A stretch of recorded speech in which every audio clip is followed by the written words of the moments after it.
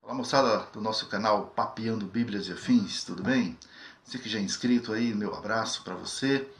Deixa o seu joinha, deixa o seu compartilhamento também no canal, faça ele se expandir. Você que chegou de paraquedas aqui, não sabe como é que chegou, de link em link e acabou chegando no nosso canal, vá ouvindo aí até o finalzinho. Nós vamos fazer aqui apenas um comentário rápido, como sempre fazemos, porém objetivo, não muitas vezes com aprofundamento teológico, porque isso aqui não é assim o nosso objetivo principal. Como já disse, o título do canal é apenas um bate-papo.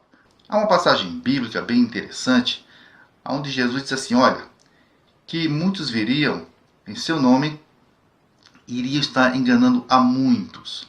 A pergunta que não quer calar, a pergunta que nós podemos fazer é o seguinte, mestre, enganarão em quê?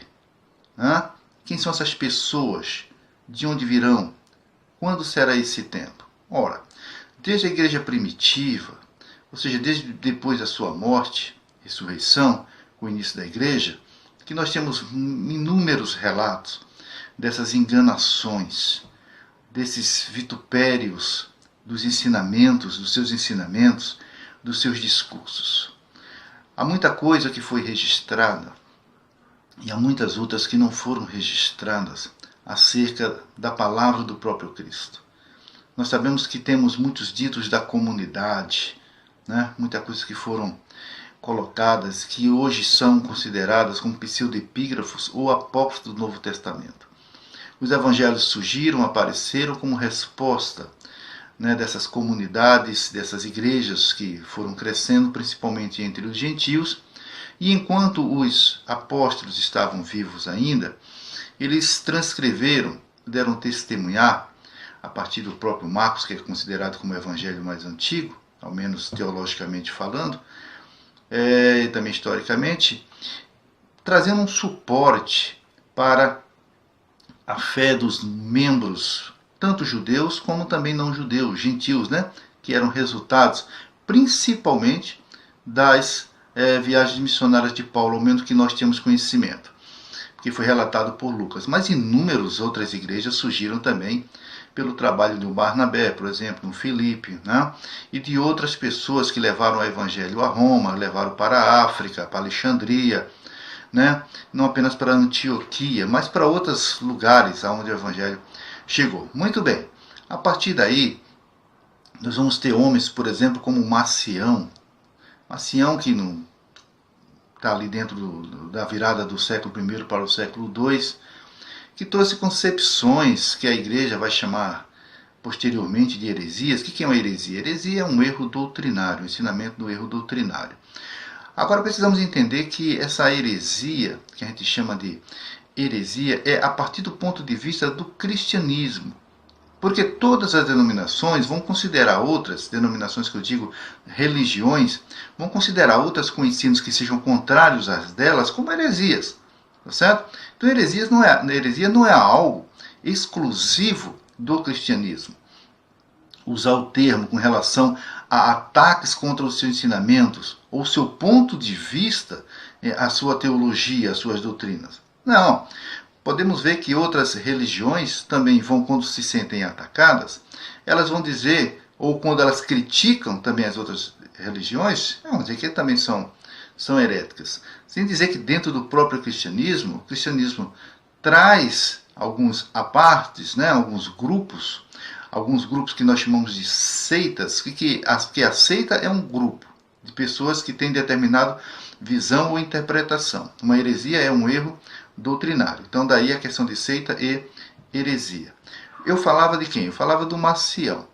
O Marcião, por exemplo, entendia que havia o Deus que era pregado dos judeus era um, o Deus do Novo Testamento era outro, anunciado por Cristo. Então ele diz o seguinte, olha, o Deus do Antigo Testamento, dos judeus ou do judaísmo, é um Deus muito bravo, é um Deus muito perturbador, de tal maneira que conceitos e outros conceitos, junto com docetistas, gnósticos e bionitas, embora eles são diferenciados, mas eu estou querendo trazer, como eu falo de maneira superficial, eu quero dizer, trazer uma crítica ampla, juntando todas essas questões, onde eles pensavam o seguinte, olha, Marcião dizia o seguinte, olha, A divindade do Antigo Testamento é uma divindade que o amor não está totalmente posto, de maneira que, junto com até em paralelo com o gnosticismo, se trazia a ideia de um demiurgo, não é assim? Na qual a divindade do judaísmo, do Antigo Testamento, seria o Yahvé, o Jeová, não seria o mesmo Criador, segundo o próprio, até mesmo o Marcião, os gnósticos também vão participar dessa ideia, de que seria um outro Deus totalmente transcendente, no qual não se podia chegar próximo. Por quê? Porque, segundo o gnosticismo, ele não se envolve com as questões materiais. Assim, Jesus não teria se feito carne. É por isso que João, quando escreve lá no finalzinho do primeiro século, ele exatamente vai combater essa questão que era até doceta. Né? O que é o docetismo? Que já trazia a ideia de que o aparecimento de Jesus era espiritual, não era algo totalmente material. Então o gnosticismo, junto com o docetismo, ensinava esse tipo de questão. Dizia o seguinte: olha, o aparecimento de Jesus não foi em carne. Tudo aquilo que ele passou é apenas uma representação, ou teria sido uma representação. Quem traz essa ideia hoje, modernamente, são os mormons. Eles trazem essa questão de pensamento, que Jesus não teria sofrido na cruz, mas tudo não teria passado apenas de uma encenação, porque afinal de contas ele seria a divindade, seria Deus. Já para os gnósticos, já para os docetas, Jesus não poderia ter sido feito realmente a divindade em carne, porque a matéria seria má, seria corruptível, então ele não teria contato com este mundo, não teria contato com o pecado. O João, quando traz no seu capítulo 1, é exatamente o contraposto, por isso que ele diz que em princípio era o verbo estava com Deus e o verbo era Deus. Tudo estava com ele, foi feito por ele. Mas o ápice da sua defesa está no versículo 14 do capítulo 1, quando ele diz o seguinte: olha, e o verbo se fez carne e habitou entre nós, e vimos a sua glória como a glória do unigênito do Pai, cheio de graça e de verdade. Ou seja, João está defendendo realmente a encarnação do verbo e trazendo uma contradição com alguns ensinamentos, tanto gnósticos, como o conceito de Marcião também, tá certo? Dos docetistas e até mesmo dos ebionitas, que também trazia essa questão da ideia do nascimento de Jesus. O judaísmo, por exemplo, não o judaísmo em si do Antigo Testamento como religião, mas eu digo judaizantes. Quem eram os judaizantes? Pessoas que vieram que partiram do judaísmo, entraram dentro do cristianismo, se tornaram cristãos, mas que ensinavam que era necessário, como também os ebionitas pensavam dessa maneira, era necessário que se observasse todos os rudimentos e questões da lei mosaica para que o homem pudesse encontrar a salvação.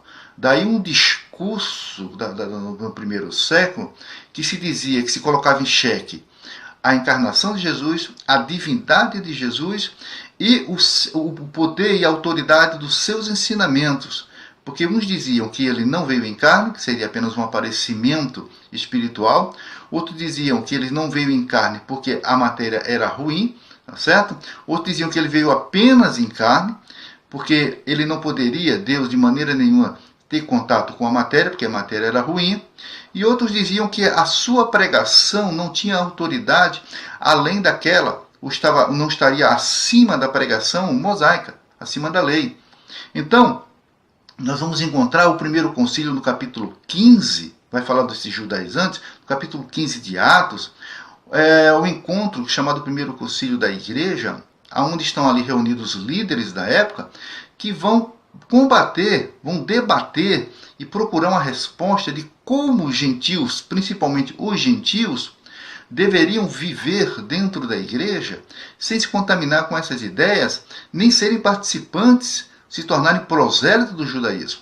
Daí é quando o Tiago vai trazer ao questionamento e vão dizer o seguinte: aliás, eles vão trazer a resposta dentro ainda de um conceito totalmente que é judaico, que ele diz o seguinte: olha, se nós circuncidarmos essas pessoas, como pediu os ebionitas, por exemplo, os judaizantes, por exemplo, precisam ser circuncidados para fazerem parte da aliança mosaica, para poder encontrar a salvação dentro do cristianismo. Olha que loucura.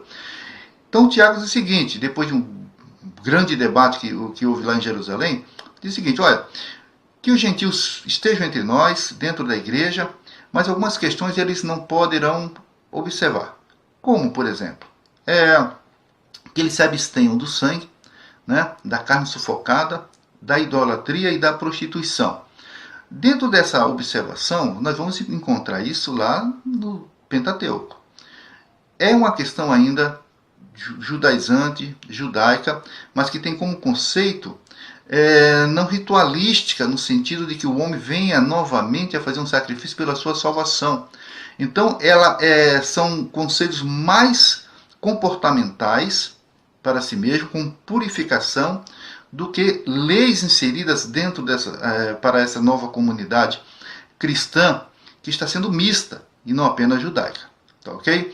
Mas dentro desse cristianismo primitivo, do primeiro século, segundo século, muitas outras coisas vão ser colocadas, vão ser inseridas, vão ser debatidas, e isso vai criar um sistema muito amplo, do qual a igreja posteriormente vai se ocupar demais, principalmente nos concílios. Tá, ok?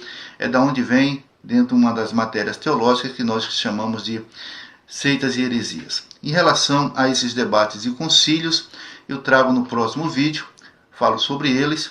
Fica apenas aqui essa introdução, tá ok? Para a gente ter uma ideia mais ou menos de como tem esse início dessa heresiologia, dessas ideias. Não se esquecendo que Jesus disse, muitos virão e enganarão a muitos. Eu vou fazer vários vídeos acerca desse assunto e, historicamente, dentro de uma cronologia, eu trago um pouquinho de cada um. Tá bom, gente? Então, até o próximo vídeo. Tchau pra vocês. Até nossas mensagens teriam que